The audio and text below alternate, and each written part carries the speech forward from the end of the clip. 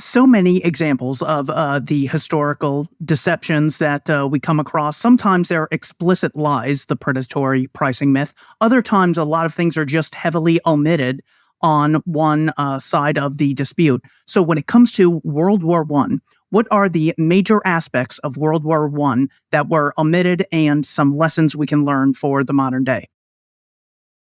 Well, the main one, I think, beneath which all the sub um, arguments can be placed, is that Woodrow Wilson had a double standard when it came to the British versus the Germans.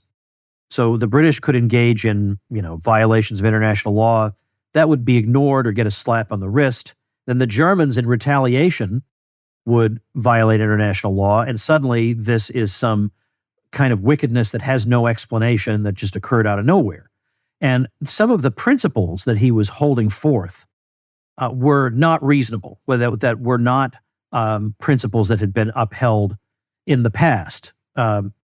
So, like during the Russo-Japanese War of 1904 to 5, everybody understood that if you sail a ship through that war zone and something happens to it, that's very much to be regretted, but why the hell are you sailing a ship through a war zone? But in World War One, it became, well, even if you are traveling aboard an armed, belligerent merchant ship carrying munitions of war through a declared submarine zone, you have absolute immunity to anything happening to you. That's not a standard anybody else was holding up. And in effect, instead of urging Americans away from doing that, he was almost urging them to do it, because then it becomes a pretext for, oh my goodness, look at how unreasonable the Germans are. And the thing was, the Germans engaged in the submarine warfare because the British were starving them out. They were trying to starve them. And we have the numbers on this. I mean, many, many hundreds of thousands of Germans perished because of this starvation blockade. And so what else are we going to do? We have the submarines. That's it. And their argument was, we'll stop the submarine warfare if you tell the British to stop starving us. And that this thought just never occurred to Wilson. And that was William Jennings Bryan eventually resigned as Secretary of State because he thought this double standard is just not one that any reasonable person would uphold, and I can't be part of a regime like this. And in fact, after the war ended, the starvation blockade was kept in effect for months afterward, even after the Germans had surrendered. It was kept in place for months after. There's no possible justification for that. So at the very least, you could say there were crimes enough to go around. And yet that is not what Americans were told. And then there's this Zimmerman telegram that was supposed to be an indication that the Germans had some big master plan to take chunks of the U.S. and return them to Mexico, like they had even remote power to accomplish that. But what was not so highlighted was that the wording was, if the United States enters the war against Germany, which it had not done. So it wasn't like the Germans were already plotting something against the Americans. So this is not a reason to enter the war, because the if clause here hasn't actually occurred. But so that's what it was. If the U.S. enters the war, the Germans will help the Mexicans regain their so-called lost territories. Now, again, everybody knows the Germans have absolutely no prospect of carrying that out. There's no possible way that is going to happen. But that was what they said, because that's the kind of things you say if the U.S. enters the war. And Wilson, points to that. But the thing is, the vast majority of Americans didn't want to enter the war. They didn't want to put themselves in that position in the first place.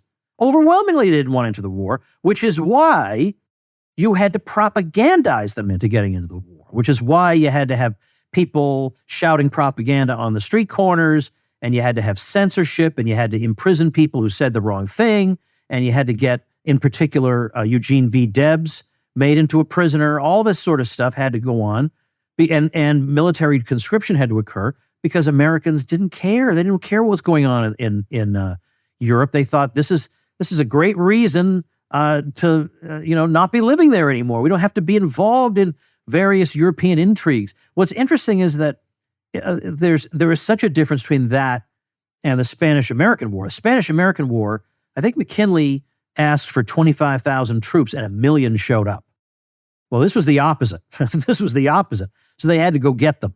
They had to go get them by force. So Wilson, of course, after bringing the U.S. into a completely disastrous, bloody war that only exacerbated every bad trend in Europe at the time, is considered one of the at least near great historians, depending on which presidents, on these surveys of historians, depending on which survey you look at.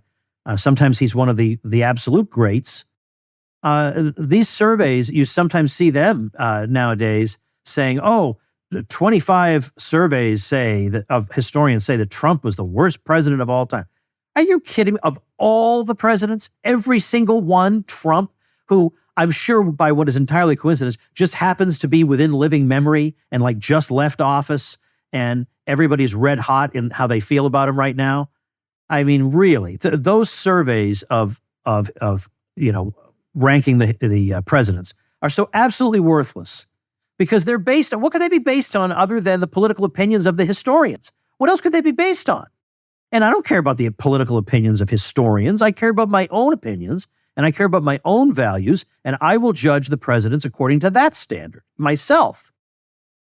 When it comes to that blockade that you mentioned that the British had on Germany, a very pro-Churchill historian, Martin Gilbert, his estimate was 760,000 civilian deaths as a causal result of Winston Churchill's blockade, because at the time he was First Lord of the Admiralty. So when I originally heard about this, I didn't think blockade, you got ships, and it doesn't seem like a huge deal. This was a literal starvation blockade that he had formed. And you mention in the book that the Lusitania sank in 1915. Wilson is reelected in 1916. And then in April of 1917, that's when the war is declared. So, yeah, well, it makes sense that the people were against this war. That's why he didn't declare it after the Lusitania immediately. He had to wait. So, great lessons. I just have the same question about the Second World War, major omissions about the Second World War, and lessons we can learn from for today. Well, the Second World War, as I look back in the 2,500 plus episodes of the Tom Wood Show that I've done, I've touched on bits and pieces of the Second World War, but I've never devoted an episode to it. Scott Horton of the Libertarian Institute, in fact, we should pause in a second after I'm done with this question and say a little something about that and then resume. Scott Horton has an interview from years and years ago with Pat Buchanan, who wrote a huge book on that subject, by the way, in which he thanks our friends David Gordon and Ralph Rako in the acknowledgments, by the way. And Scott and Pat had this like hour-long conversation that was really, really great. Because normally, if you try to talk about World War II, it's all, it's all a cartoon, and you just, no one can imagine anybody making a different decision about anything. Even though there were lots of people, very respectable people at the time, literary people, political people, who said, let the two totalitarian powers fight it out. I mean, at the very least, it weakens them both for a while, and then if it should happen that we have to intervene after that, we'll do that, but we'll be doing it with a much weakened opponent or something, but people did say that. But the stuff that's not so known is in the lead up to it. So it's quite obvious that Franklin Roosevelt wanted to bring the U.S. into the war, but he could see the opinion polls. And from the standpoint of Americans at that time, this was, in effect, going to be something like World War I in the sense that it's a hugely bloody war about European affairs that Americans would do best to stay out of. That was the attitude. That was where that came from the experience of World War I. So there would be cases where FDR would say, we've uncovered this map showing the routes the Germans are going to take when they invade the United States through South America. Now, there was, again, this is the Germans can't cross the English Channel, but they're supposed to come to South America and invade the U.S. What was it? Claire Luce or one of the people at Life magazine said, Franklin Roosevelt lied us into that war because he lacked the courage to lead us into it. So if you want to go into the war, you say, here are the reasons I think this is something we should do, not making up some BS map or saying, "Oh, I can't believe this American ship had depth charge or was attacked by the Germans." Well, because it so happens this is a ship that's telegraphing the location of German ships to the British and dropping depth charges on them and stuff like that. Well, when you hear that part of the story, I mean, whatever else you may, I love saying stuff like this, whatever else you may say about Hitler, he's not looking to gratuitously draw the U.S. into the war. Obviously, if he can avoid that, anybody in his position would prefer to. So he's not going around thinking, well, let's seek out some American ships to harass. This is not even remotely his thought. It's that they were obviously assisting the British. So I would say that stuff is just not known by Americans. Now, most Americans would say that in this particular case, ultimately the U.S. had to get involved. Is probably, I would say, not probably, certainly what almost every American would say. That is the state of public opinion today. And after Pearl Harbor, that was the state of public opinion then. But I think those same people would say it is not a good thing for the U.S. president to make up stories to cause us to make decisions instead of just laying out the evidence and urging us to do the right thing. Now, by the way, now that I've said that, let's say a quick word before we go on about the Libertarian Institute. I've been on the board for I don't know how many years, and it does fantastic work, and it has helped to publish a number of really, really significant works that have had a genuine impact. I mean, if you look at Scott Horton's books published by the Libertarian Institute about Afghanistan and the War on Terror, those have endorsements by absolutely top thinkers and influencers who will say, hey, look, if you need to know the background on the fiasco in Afghanistan, you got to read the Scott Horton book. That's what they say. And that Libertarian Institute is accomplishing the things it's accomplishing and getting our message out to the world on a shoestring compared to what some of these big foundations have. And in terms of the output, their output, given their size, is vastly in excess of what you would expect it would be. And so, we want to do what we can to help, and some people can help by writing, contributing to the Libertarian Institute in that way, but others can contribute not with their time, but with a contribution. And I don't get $1 from any of this, by the way. I just like the Libertarian Institute, and I want to see them succeed.